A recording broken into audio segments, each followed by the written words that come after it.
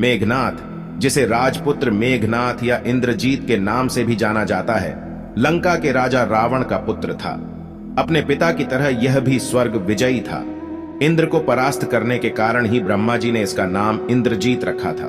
इसका नाम रामायण में इसलिए लिया जाता है क्योंकि इसने राम रावण युद्ध में महत्वपूर्ण भूमिका निभाई थी।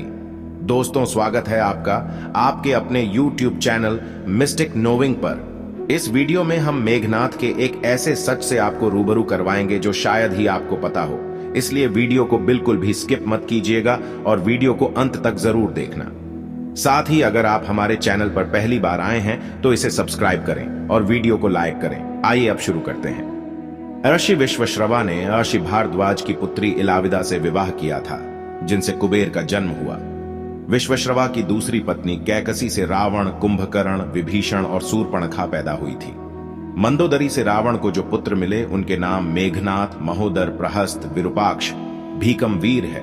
मेघनाथ रावण और मंदोदरी का सबसे बड़ा पुत्र था, क्योंकि रावण एक बहुत बड़ा ज्योतिष भी था, जिसे एक ऐसा पुत्र चाहिए था जो कि महाबलशाली और महाप्रतापी हो। इसलिए उसने सभी ग्रहों को अपने पुत्र की जन्म कुंडली के 11वें स्थान अर्थात लाभ के स्थान पर रख दिया। परंतु रावण की प्रवृत्ति से परिचित शनिदेव 11वें स्थान से 12वें स्थान यानी व्यय हानि स्थान पर आ गए, जिससे रावण को मनवांछित पुत्र प्राप्त नहीं हो सका।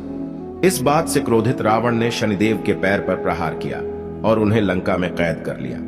वाल्मीकि द्वारा रचित रामायण के अनुसार जब मेघनाथ का जन्म हुआ तो वह सामान्य शिशुओं की तरह रोया नहीं था, बल्कि उसके मुंह से बिजली की कड़कड़ाहट की आवाज सुनाई दी थी। यही कारण था कि रावण ने अपने इस पुत्र का नाम मेघनाथ रखा। मेघनाथ अपने पिता की तरह स्वर्ग विजयी था। उसने इंद्र को पराजित कर दिया था। इंद्र को परास्त करने के कारण ही ब्रह्मा जी ने इसका नाम इंद्रजीत रखा था। मेघनाथ का मूल नाम घन्नाद था, लेकिन इंद्र को हराने के बाद उसे इंद्रजीत, वासवजीत, शुक्रजीत कहा गया। मेघनाथ की पत्नी का नाम सुलोचना और पुत्र का नाम अक्षय कुमार था। हनुमान जी ने अक्षय कुमार का अशोक वाटिका में वध कर दिया था।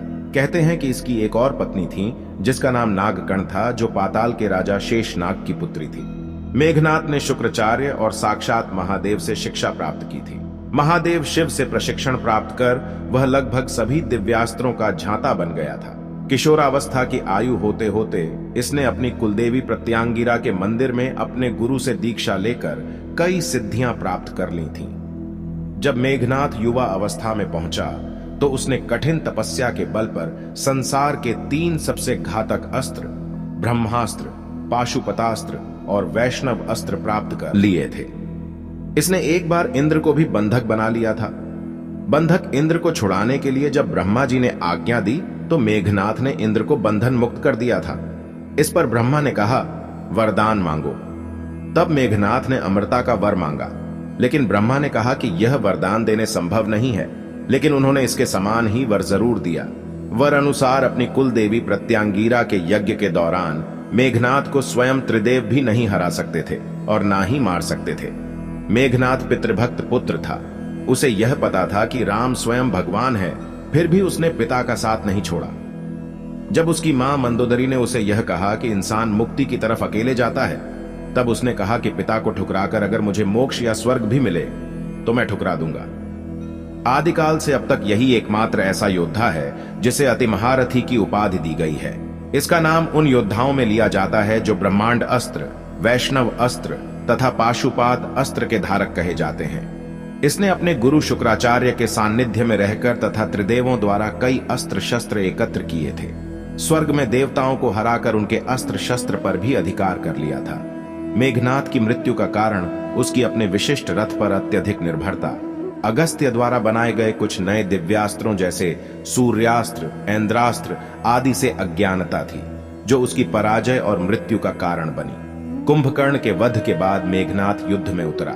पहले दिन के युद्ध में उसने सुग्रीव की पूरी सेना को हिला डाला। राम और लक्ष्मण भी उसकी मायावी शक्ति के सामने बेबस हो चले थे, क्योंकि उसने अपनी कुलदेवी का यज्ञ प्रारंभ करके ही युद्ध घोष किया था, जिसके प्रभाव से उसका रथ अदृश्य हो जाता था। मौका पाकर उसने राम और लक्ष्मण पर नागपाश अस्त्र का प्रयोग किया और दोनों को बेहोश कर दिया। नागपाश से बेहोश व्यक्ति अगले दिन का सूरज नहीं देख सकता था। तब हनुमान जी तुरंत गरुड़ भगवान के पास गए और उन्हें लेकर आए। गरुड़ को देख नाग भयभीत हो गए तथा उन्होंने राम तथा लक्ष्मण को मुक्त कर दिया और इससे उनकी बेहोशी टूटी। अगले दिन मेघनाथ ने अपने शक्ति बाण से लक्ष्मण जी को बेहोश कर दिया। तब लक्ष्मण के प्राण को बचाने के लिए हनुमान जी लंका से सुषेण वैद्य को उठा लाए। वैद्य ने हनुमान को उपाय बताते हुए संजीवनी बूटी लाने के लिए कहा। उस संजीवनी बूटी से ही लक्ष्मण जी होश में आए। तीसरे दिन विभीषण के कहने पर लक्ष्मण वहां जा पहुंचे जहां मेघनाथ कुलदेवी का यज्ञ करवा रहा था। यज्ञ में कुलदेवी की पूजा करते समय हथियार उठाने की मनाही थी, परंतु फिर भी वहां रखे यज्ञ पात्रों की सहायता से मेघनाथ लक्ष्मण से बचते हुए सकुशल लंका पहुंच गया। चौथे दिन मेघनाथ को लक्ष्मण ने वीर गति को प्राप्त कर दिया। इसी युद्ध में लक्ष्मण के घातक बाणों से मेघनाथ मारा गया। लक्ष्मण जी ने मेघनाथ का सिर उसके शरीर से अलग कर दिया और सिर को प्रभु श्री राम के चरणों में रख दिया। दोस्तों, अगर आप अभी भी हमारे साथ बने हुए हैं और आपको वीडियो अच्छी लग रही है तो वीडियो को लाइक करें और चैनल को सब्सक्राइब करें। आगे आपको बहुत ही रोमांचक जानकारी मिलने वाली है। मेघनाथ की पत्नी सुलोचना द्वारा मेघनाथ का सिर उठाकर लाने की यह कथा हमें रामायण में नहीं मिलती है। यह कथा हमें रामायण से इतर दक्षिण भारत की प्रचलित लोक कथा में मिलती है। कहते हैं कि यह किंवदंती है। यह सच हो भी सकती है और नहीं भी। रामायण अनुसार प्रभु श्री राम ने मेघनाथ का शव अपने दूतों के हाथ रावण के दूतों को सौंप दिया था। श्री राम मेघनाथ की मृत्यु की सूचना मेघनाथ की पत्नी सुलोचना को देना चाहते थे। उन्होंने मेघनाथ की एक भुजा को बाण के द्वारा मेघनाथ के महल में पहुंचा दिया। वह भुजा जब मेघनाथ की पत्नी सुलोचना ने देखी तो उसे विश्वास नहीं हुआ कि उसके पति की मृत्यु हो चुकी है। तब कटे हुए हाथ ने ही लिखकर लक्ष्मण का गुणगान किया। रावण को सुलोचना ने मेघनाथ का कटा हुआ हाथ दिखाया और अपने पति का सिर मांगा। सुलोचना रावण से बोली कि अब मैं एक पल भी जीवित नहीं रहना चाहती, मैं पति के साथ ही सती होना चाहती हूं। तब रावण ने कहा, पुत्री 4 घड़ी प्रतीक्षा करो, मैं मेघनाथ का सिर शत्रु के सिर के साथ लेकर आता हूं। लेकिन सुलोचना को रावण की बात पर विश्वास नहीं हुआ। तब सुलोचना मंदोदरी के पास गई। मंदोदरी ने कहा कि तुम राम के पास जाओ, वह बहुत दयालु है। सुलोचना जब राम के पास पहुंची तो उसका परिचय विभीषण ने करवाया। सुलोचना ने राम से कहा, हे राम, मैं आपकी शरण में आई हूं, मेरे पति का सिर मुझे लौटा दें ताकि मैं सती हो सकूं। राम सुलोचना की दशा देखकर दुखी हो गए। उन्होंने कहा कि मैं तुम्हारे पति को अभी जीवित कर देता हूं। सुलोचना ने कहा कि मैं नहीं चाहती कि मेरे पति जीवित होकर संसार के कष्टों को भोगें। मेरे लिए सौभाग्य की बात है कि आपके दर्शन हो गए, मेरा जन्म सार्थक हो गया, अब जीवित रहने की कोई इच्छा नहीं। राम के कहने पर सुग्रीव मेघनाथ का सिर ले आए, लेकिन उनके मन में यह आशंका थी कि मेघनाथ के कटे हाथ ने लक्ष्मण का गुणगान कैसे किया। सुग्रीव से रहा नहीं गया और उन्होंने कहा कि मैं सुलोचना की बात को तभी सच मानूंगा जब यह कटा हुआ सिर हंसेगा। सुलोचना के सतीत्व की यह बहुत बड़ी परीक्षा थी। उसने कटे हुए सिर से कहा, हे स्वामी, जल्दी हंसिए, वरना आपके हाथ ने जो लिखा है उसे ये सब सत्य नहीं मानेंगे। इतना सुनते ही मेघनाथ का कटा सिर जोर जोर से हंसने लगा। इस तरह सुलोचना अपने पति का कटा हुए सिर लेकर चली गई। तो दोस्तों, उम्मीद है आपको ये वीडियो पसंद आई होगी।